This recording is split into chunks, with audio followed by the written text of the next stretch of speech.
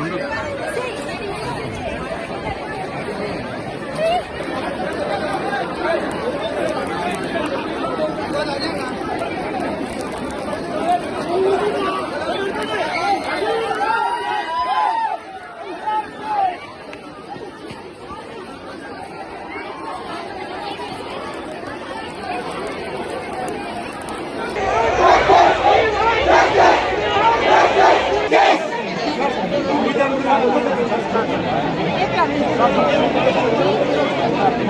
వెళ్ళాలంటే first year అన్ని clear ఉండాలి సార్. then మీరు 3-1 పోవాలంటే ఫస్ట్ ఇయర్ మొత్తం క్లియర్ ఉండాలి. కానీ ఫస్ట్ ఇయర్ లో ఒకటే సబ్జెక్ట్ ఆపేసి థర్డ్ ఇయర్ కి పోకుండా ఆపేస్తున్నారు. మళ్ళీ ఇంకొకటి ఏంటంటే ఫీజు వచ్చేసరికి ఒకటిసారి ఫస్ట్ ఇయర్ అంటే 1-1 లోనే మొత్తం కట్టేయమంటారు. 2 months లో కట్టామంటే టర్మ్స్ లో కట్టాలి అని అంటే లేదు ఒకటిసారి కట్టేయండి, లేకుంటే హాల్ టికెట్స్ ప్రొడ్యూస్ చేయం 1-1 కి లేదా ఇప్పుడు సెమిస్టర్ కి అని అంటున్నారు. ఈవెన్ మళ్ళీ ఇప్పుడు కన్వోలేషన్ కి అది ఇది అని చెప్పి చేసేస్తున్నారు. ఎప్పుడు కట్టారు ఫీజు మీరు లాస్ట్? ఏ రోజు కట్టారు? ఆగమ్మా 1 week బ్యాక్ కట్టారా, 10 days బ్యాక్ కట్టారా, 1 month బ్యాక్ కట్టారా? కట్టేసింది. కాలేజ్ స్టార్టింగ్ అప్పుడే మొత్తం కట్టేసేయండి, లేకుంటే అలో చేయమని చెప్పి. ఎంతమంది ఎలిజిబుల్ అసలు యాక్చువల్ గా అగ్రికల్చర్ కాలేజ్ లో ఇప్పుడు మీరు 3rd year చేస్తున్నారు, అసలు ఎలిజిబుల్ ఎంతమంది? 120 మెంబర్స్ అయితే మరి ఎంతమంది ఉన్నారు స్టూడెంట్స్?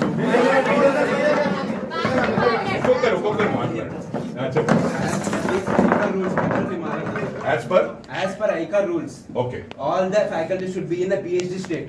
Okay, PhD చేస్తేనే వాళ్ళు ఇక్కడ ఫ్యాకల్టీ ఐకార్ ప్రకారం రూల్ ప్రకారం వాళ్ళు ఇక్కడ పని చేయాలి. PhD చేయకపోతే వాళ్ళు ఇక్కడ కూడా ఐకార్ రూల్స్ ప్రకారం ఇక్కడ పని చేయొద్దు. అలాగే నాకు సార్ ఫర్ ఎగ్జాంపుల్ నా చెప్తే సార్ ఫర్ ఎగ్జాంపుల్ నాది 1,30,000. ఇప్పుడు ఫస్ట్ నువ్వు PhD అంటున్నావు, అటువంటి వాళ్ళు చేస్తున్నారు ఎక్కడ PhD లేదు సార్. PhD వాళ్ళు లేరు యాజ్ పర్ రూల్స్ ప్రకారం లేదు సార్. ఓకే, PhD కంపల్సరీ చేస్తేనే ఐకార్. సిఏ గారు మీరు వచ్చడం కాదు, ఇప్పుడు యాజ్ పర్ నామ్స్ లేకపోతే ఇమీడియట్ స్టూడెంట్స్ తో తీసుకొని case against them has to be taken behind bars. This is very serious. ఎందుకంటే ఎక్కడ కూడా మీరు ఇమీడియట్ వచ్చిండ్రు, మరి ఎవరు చెప్తే వచ్చిండ్రు ఆగండి, మాట్లాడకండి, డోంట్ ఇంటరప్ట్. అరే నేను మాట్లాడి ఇప్పుడు మనం డిసిప్లిన్ లేకపోతే ఎట్లా, మనం తప్పులో కావద్దు. Let me speak. ఇప్పుడు మీరు వచ్చారు, వచ్చినప్పుడు ఇంతకు ముందు కూడా ఇంట్లో సూసైడ్ అయిందో మర్డర్ అయిందో తెలియదు, లోపల తప్పుకొచ్చింది. ఇటువంటి ఏమి కూడా జరిగాయి. 5 సంవత్సరాలు ఒక్కొక్కటే పని ఉంటాయి. ఇటువంటి చాలా ఉన్నాయి కాలేజెస్. మరి డబ్బులు తల్లిదండ్రులు లేని వాళ్ళకు, ఫాదర్ లేని వాళ్ళకు ఫ్రీ సీట్లు ఇవ్వమనండి, హాస్పిటల్లో ఫ్రీగా ట్రీట్మెంట్ చేయమనండి. మేము ఈ ఏరియాలో చూస్తా ఓ సోషల్ వర్కర్ ఉంటా, అతని కోసమే అతనికి ఒక చౌకీదారులా పనిచేసి ఎవరిని పోటీ చేయకుండా ఫ్యూచర్లో యునానిమస్ గా ఆయన బతికినంత కాలం, ఆయన కొడుకులు బతికినంత కాలం, ఆయన బతికినంత కాలం కాదు, కొడుకులు మన్మరాళ్ళు కూడా బతకొచ్చు. పాలు పూల కాడికి వచ్చి అలా ఎన్నో లక్షల కోట్లకు వెళ్ళిపోయాడు కాబట్టి బతికినంత కాలం ఆయనకు డబ్బులు అవసరం లేదు, ఫ్రీగా చేయమను. ఆయన జీవితకాంతం ఆయనే మంత్రి, ఆయనే ఎమ్మెల్యే. మేము 100% రాసిస్తా. నేను పాలిటిక్స్ లో ఉండా, సోషల్ సర్వీస్ చేస్తా. ఆయనకు ఒక పిఏలా పనిచేసి ఎవరిని పోటీ చేయకుండా అవసరమైతే ఇంటికి పోయి బతిలాడి యునానిమస్ గా డిక్లేర్ చేపిస్తా లైఫ్ లో. ఇది నా personal request.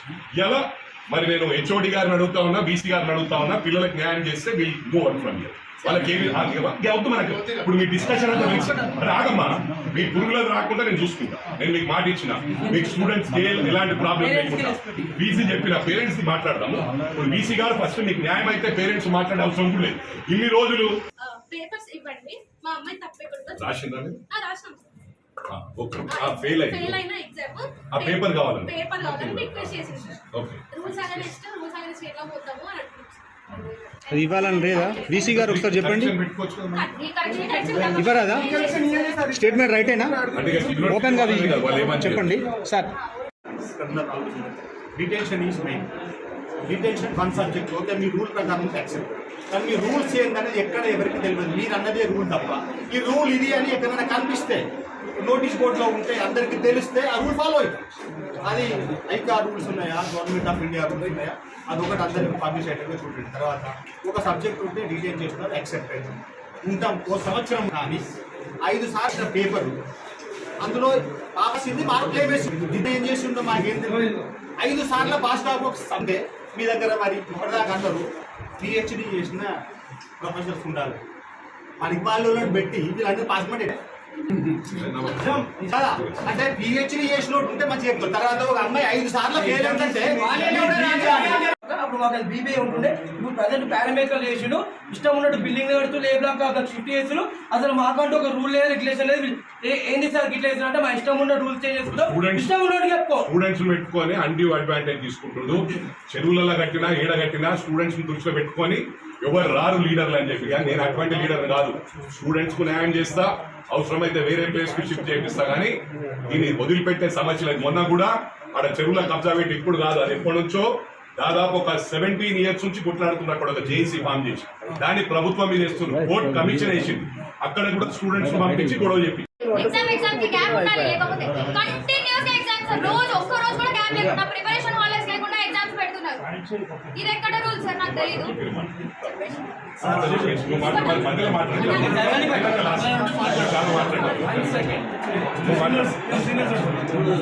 First batch college కి ఫస్ట్ బ్యాచ్ బాగా ఫస్ట్ మేము ఫైనల్ ఇయర్ స్టూడెంట్. కానీ మేము ప్రజెంట్ థర్డ్ ఇయర్ ఉంటున్నాం. ఫస్ట్ ఏం మాట్లాడుకోవాలంటే ఇది ఐకార్ లేదు, కాలేజ్ ఐకార్ ఉందని చెప్పి ఇక్కడ తీసుకున్నాం. As per ICAR rules 120 members ICAR ఉందని చెప్పిన ముందు ఐకార్ కంప్లైంట్ తీసుకోండి. ఐకార్ ఉందని తీసుకున్నారు, చీటింగ్ కేసు పెట్టండి. It's very serious. మీరు ఇక్కడ కాంప్రమైజ్ అయితే మాత్రం నేనే గొడవ చేస్తా, నేనే దిగుతా. అది తట్టుకోలేదు. మొత్తం స్టేట్ పోలీస్ దిగినా కూడా నేనే అంతమంది నేను మొత్తం అన్ని జిల్లాలకి తరలిస్తాం. మొత్తం కాలేజ్ కాడనే ఉంటాం. స్టూడెంట్స్ ను దృష్టిలో పెట్టుకొని స్టూడెంట్స్ భవిష్యత్తు పాడవుతుందని మేము కాలేజీకి ఎంటర్ కాలేదు. This is the first time I entered into college.